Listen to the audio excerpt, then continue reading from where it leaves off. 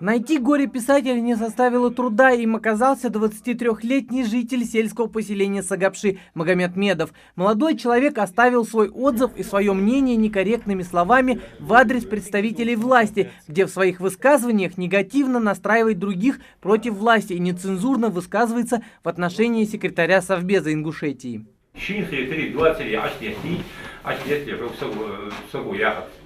حاجة خاصة أوشي مسك أوشي سيرهم وقت الله رسوا شواعر وحها توشينا وحتى قوار وقتي سنة خويا محل مولو عشية وسقي دواتر عشية يوريس ممكن يرشنتاج حي اللي بنا حلو سكي إيش حد بيخدي يبغى بدي ما تأشر عاد جرنا حقيقة أنت ده هي كاشوكا فتيت وقول عش ملتي راجع حلو أنا حلو خويا دوست بير عادو تكنولوجيا حلو وقتش عش تيغلو. В Совбезе с молодым человеком провели профилактическую беседу и напомнили, что за клевету и поступки, порочащие честь и достоинство других, грозит уголовная ответственность. Согласно статье 130 Уголовного кодекса, за оскорбление личности, устное или в письменном виде, могут возбудить уголовное дело, если, конечно, потерпевший подаст заявление. Магомеду уже 23, а значит полностью попадает под статью.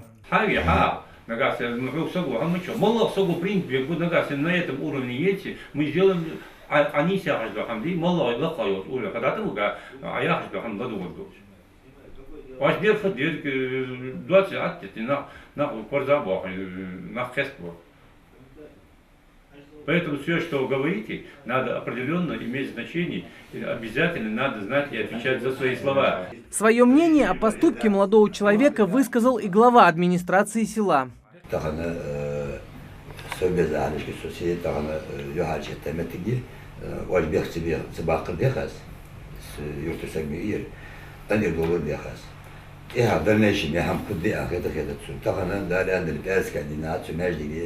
وقا شماش كم ترشت إجلول شمشت همنا دال يدل قمال ده بسوب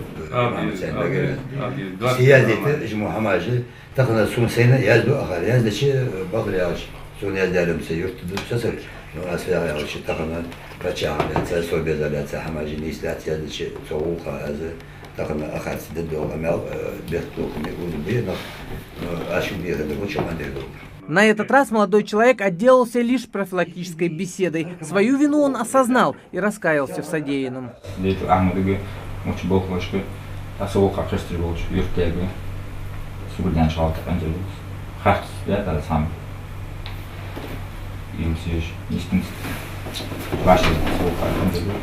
Руслан Албогачиев, Адам Далаков, Новости 24.